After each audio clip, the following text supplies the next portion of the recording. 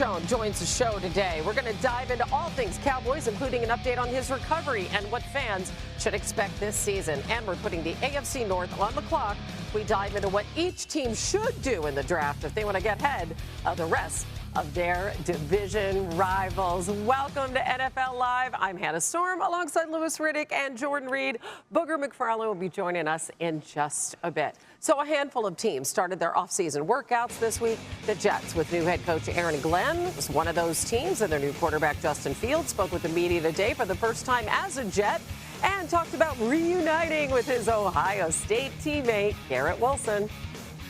I mean, it's awesome. Of course, we played together in college, and, when I saw him, it's really just like the old days. So I don't think our relationship skipped a beat. So, of course, I'm definitely excited to play with him, guys like Ruck and, Josh Myers.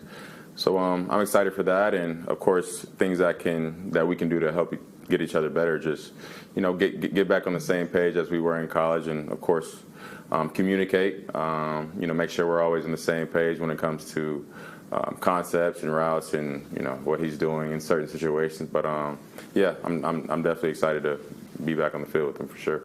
Louis, it'll be so cool to see them together. What would you like to see from Justin under Tanner Eggstrain, who also came from the Lions? I think it's exactly what Justin really just referred to, which was see that just that comfort, that familiarity.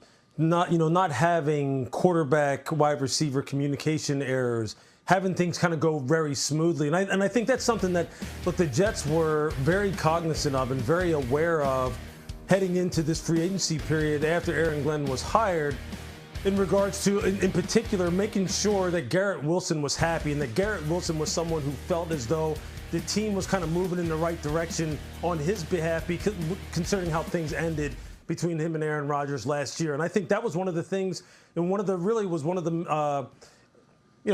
things that the Jets really were thinking about when they signed Justin Fields was, how does this mesh with Garrett, and how could this really help them both get on the same page? It was something I talked about with them during my interview process when I sat down and talked with them.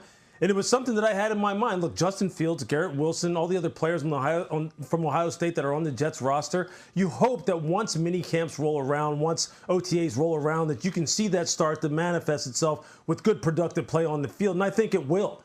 I really do think it will. Yeah, he's one of their biggest stars, so him shining can only benefit this team. And the Jets have the 7th pick. Here they are again in the top 10. Jordan, they need quite a few things. Where do you see them going with that?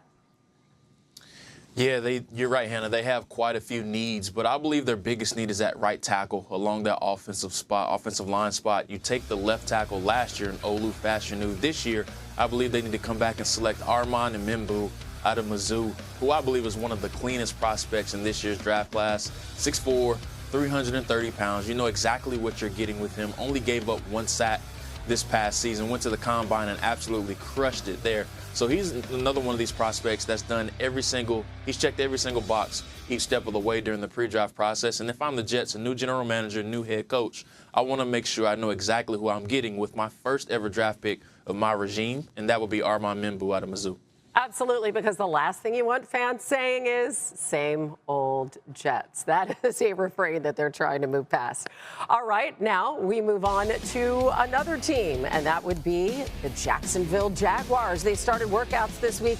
Today, quarterback Trevor Lawrence and new head coach Liam Cohen spoke to the media about improving the quarterback's footwork.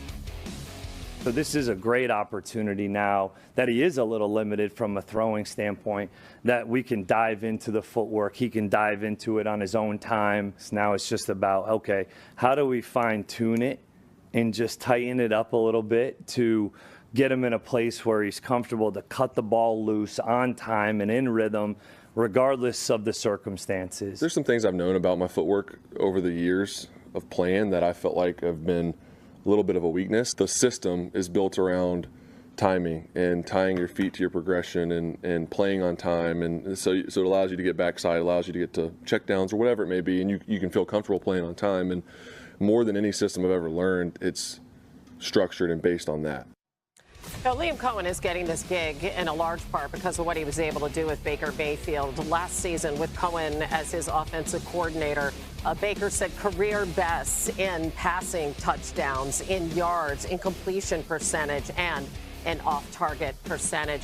Lewis, it was interesting hearing Trevor there. He sounds pretty self-aware in terms of his footwork and the things that he obviously needs to improve. He's being paid like a top-tier quarterback, but hasn't really played like one. Do you see him as progressing with Cohen upcoming this season?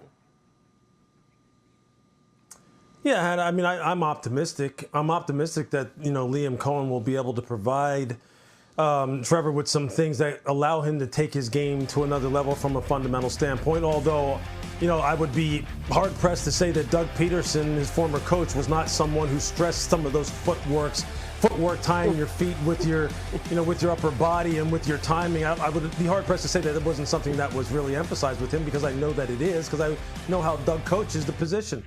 Now, I think really what's going to determine Trevor Lawrence's improvement is more so when you're talking about self-awareness. I think it's those times where things get sideways for Trevor, how he's able to stay on track, how he's able to get himself back on track, rather, how he's able to kind of find that timing and that rhythm and get himself in that headspace to where things don't continue to snowball on him. And then all of a sudden he starts to forget all the fundamental things from a physical perspective and a mental perspective that got him to where he is. We've talked about that with him in person when we were over in London a year ago, and it was something that he was quite aware of, the fact that he needed to improve that part of his game. When things start kind of getting off the rails, how can he kind of like center himself again and stay on the right track? And I think that's where Liam Cohen or any other coach, I think that's where they really need to really drill down on quarterbacks like Trevor Lawrence, so they can do those kinds of things and not have those long stretches then where their game just doesn't look like it really like how they want it to be, and that they aren't really playing up to their potential.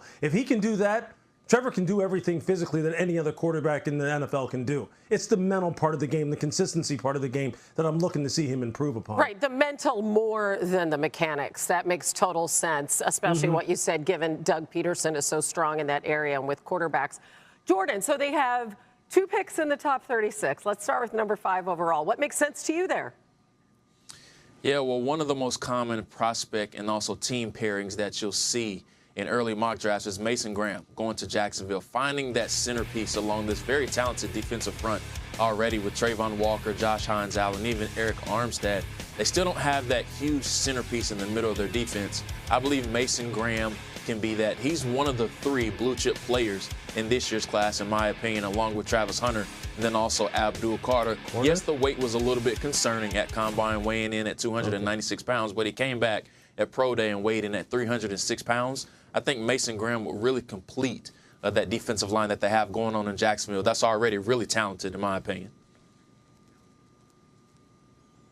Yeah, look, it makes sense that they continue to build out their defensive line to the degree where, they have an inside push and an outside guy, and they can really just have it be a front four that can really get after people. I think on the offensive side of the ball, when you're talking about Jacksonville and we're talking about Trevor Lawrence, you need someone really to pair with Brian Thomas Jr. and continue to allow Trevor to have weapons that are diversified, that can attack the middle of the field and attack down the field outside the numbers. Emeka Egbuka is one of those guys from Ohio State when you're talking about maybe in the second round. This is the kind of guy that you would really want to pair along with Brian Thomas Jr. Emeka is just so smooth as far as his route running ability.